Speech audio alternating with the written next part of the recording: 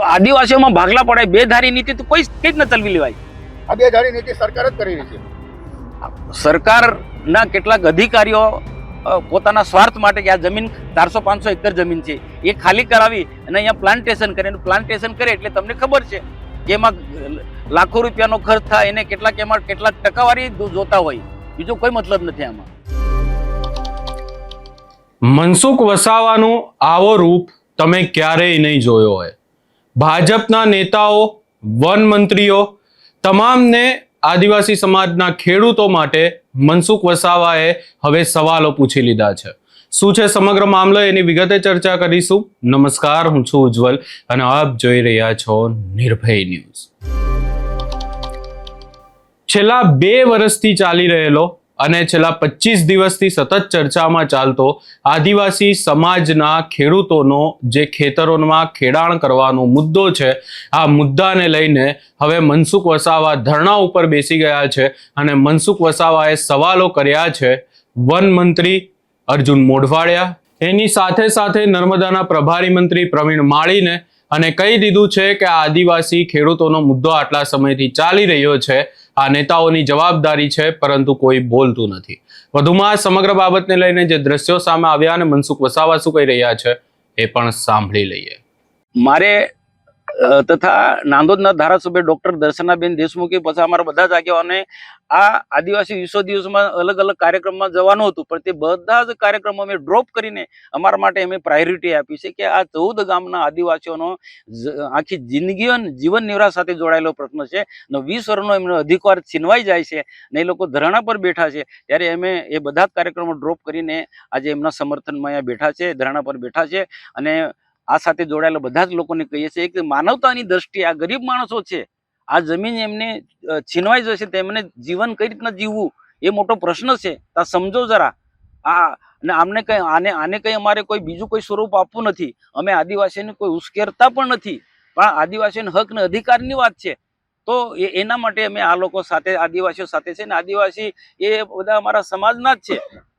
તો આ એમને ન્યાય મળે એના માટે અમે પણ ધરણા પણ જોડાયા છે. અને હું માનું છું ત્યાં છે કે માનવતાની દ્રષ્ટિએ વન મંત્રી અર્જુનભાઈ હોય કે માનનીય મુખ્યમંત્રી સાહેબ હોય કે બીજા આ સાથે જોડાયેલા અને ઉમરપાડાના લોકોને અપીલ કરું છું હાથ જોડીને કે ભાઈ આ જંગલની જમીન જે છે સાગબારાના લોકો પાસેથી ઝૂંટવી લઈ તો એ પાછા ઉમરપાડાને તો મળવાની જ નથી, આદિવાસીને તો કોઈને મળવાની જ નથી. જંગલ ખાતું એટલે પ્લાન્ટેશન કરવાનું છે અને 2 વર્ષ પછી ઉમરપાડાનો વારો આવશે આવો. તો આદિવાસીઓને ડરાવી ધમકાવીને પટાવી ફોસટીને આદિવાસીમાં ભાગલા પડાવી અને જંગલની જમીન હડપ કરવા માંગે છે ફોરેસ્ટ વિભાગ. એની સાથે અમને સખત નારાજગી છે. છેલ્લા 25 દિવસથી આ મુદ્દો ચાલી રહ્યો છે. અનેક વાર તમે રજૂઆતો કરી સરકારમાં. તમારી સરકાર છે, ભાજપની સરકાર, ભાજપના નેતાઓ નથી માનતા, શું કે? જો 25 દિવસનો પ્રશ્ન નથી, છેલ્લા 2 વર્ષથી અમે રજૂઆત કરી છે. અગાઉ મુકેશ પટેલ વન મંત્રી હતા ત્યારે પણ આ ખેડૂતો સાથે આ વિસ્તારના આગેવાનો સાથે અમે રજૂઆત કરી છે અને સતત પ્રયત્ન અમે ખેડૂતોની સાથે છે. અને ત્યાર પછી મંત્રીમંડળ બન્યા પછી નવા મંત્રી અર્જુનભાઈ મોઢવાડિયાની આખી ટીમ સાથે, પ્રવીણભાઈ માળિયા બધા સાથે બેઠા છે. ટ્રાઇબલ મંત્રી નરેશ પટેલ સાથે પણ બધા મિટિંગ કરી છે. જેટલા જે અમારી પાસે જે આધાર પુરાવા છે બધા જ પુરાવા પણ એમને આપ્યા છે. તો પણ છતાં પણ શું છે, કેટલાક ફોરેસ્ટના એવા કાયદા એવા છે ને સામે આદિવાસીઓમાં ભાગલા પડ્યા છે. કેટલાક ઉમરપાડાના કેટલાક વિઘ્ન સંતોષી માણસોને એક હાથો બનાવીને આ પ્રશ્ન ઉકેલવા માટે રોડા નાખી રહ્યા છે. તો અમે જો સરકાર ભારતીય જનતા પાર્ટીની છે, અમે ભારતીય જનતા પાર્ટીના છે અને અહીંયા બેઠેલા લોકો પણ એ ભારતીય જનતા પાર્ટી સાથે બધા મોટા ભાગના લોકો જોડાયેલા છે. આટલા 7 હું ટર્મથી સંસદ સભ્ય ચૂંટાઉં છું ત્યારે બધા લોકોનું મને સમર્થન રહ્યું જ છે. એટલે સરકાર મારી છે, ભારતીય જનતા પાર્ટીની સરકાર, પણ જ્યારે આદિવાસીનો હક ને અધિકારીનો પ્રશ્ન હોય તો ત્યારે મારે આદિવાસીને પડખે રહેવું છે. સરકારને અમે એ જ અપીલ કરીએ છીએ કે એક માનવતાની દ્રષ્ટિએ આ પ્રશ્ન ઉકેલો.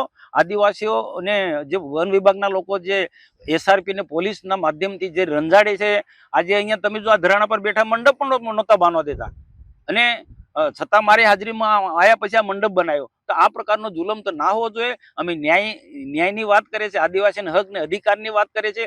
બીજી બધી જગ્યાએ જંગલની જમીન જે ખેડતા હતા એટલે કેટલાક લોકોને અધિકાર પત્ર મળી ગયા, કેટલાક પેન્ડિંગ દાવા છે. તો આ પેન્ડિંગ દાવાની સાથે આને જોડવું જોઈએ. અને એ ઉપરાંત બીજા પણ ઘણી બધી જગ્યાએ એની સાથે મને કોઈ નારાજગી, કેટલીક જગ્યાએ નવા પણ ખેડાણ ત્યાં વન વિભાગ ત્યાં રોકતું નથી. તો આ તો 20 વર્ષનો એ ખેડાણ છે, 20 વર્ષનો એમનો અધિકાર છે, તે કેમ છોડાવવા માંગે છે? સાહેબ, આ નિરાકરણ કેમ નથી આવતું આનું? નિરાકરણ નથી આવતો એટલે તો અર્જુનભાઈ અને પ્રવીણ માળીને તમે પૂછજો. તમે પ્રવીણ માળી આપણા નર્મદા જિલ્લાના પ્રભારી મંત્રી પણ છે, એમની પણ ફરજ છે ભાઈ. જિલ્લાના તમે પ્રભારી મંત્રી છો અને આ સાગબારા તાલુકો નર્મદા જિલ્લામાં આવે છે, એના પ્રભારી મંત્રી છો. કમસે કમ પ્રભારી મંત્રી તો થોડી ચિંતા તો કરો. અને આ મારા કરતા વિશેષ જવાબદારી પ્રવીણભાઈ માળીની છે જવાબદારી. આજે પ્રવીણભાઈ માળી કેમ પૂછતા નથી? મારે એમની સાથે નારાજગી નથી, પણ મારી એમની વિનંતી છે અહીંના સાંસદ તરીકે કે આ વિસ્તારના સહપ્રભારી છો નર્મદા જિલ્લાના અને ફોરેસ્ટ વિભાગ તમારી પાસે આવે છે, તો ન્યાયની દ્રષ્ટિએ આ ખેડૂતોને ન્યાય આપો તમે. અને 20 વર્ષનો અધિકાર છે, 20 વર્ષનો અધિકાર તમારું ડિપાર્ટમેન્ટ કઈ રીતના છીનવી દેશે? મુખ્યમંત્રીને આદિવાસીઓમાં ભાગલા પડાય, બે ધારી નીતિ તો કઈ રીતના ચલવી લેવાય? આ બે ધારી નીતિ સરકાર જ કરી રહી છે. સરકારના કેટલાક અધિકારીઓ પોતાના સ્વાર્થ માટે કે આ જમીન 400-500 એકર જમીન છે એ ખાલી કરાવી અને અહીંયા પ્લાન્ટેશન કરે. પ્લાન્ટેશન કરે એટલે તમને ખબર છે કે એમાં લાખો રૂપિયાનો ખર્ચ થાય, એને એમાં કેટલાક ટકાવારી જોતા હોય, બીજો કોઈ મતલબ નથી આમાં. અહીંયા ખાસ કરીને જો ચર્ચા કરવા જઈએ તો આ ખેડૂતો પણ આખી રાતથી પોતાના ખેતરોમાં ધરણા ઉપર બેઠા છે.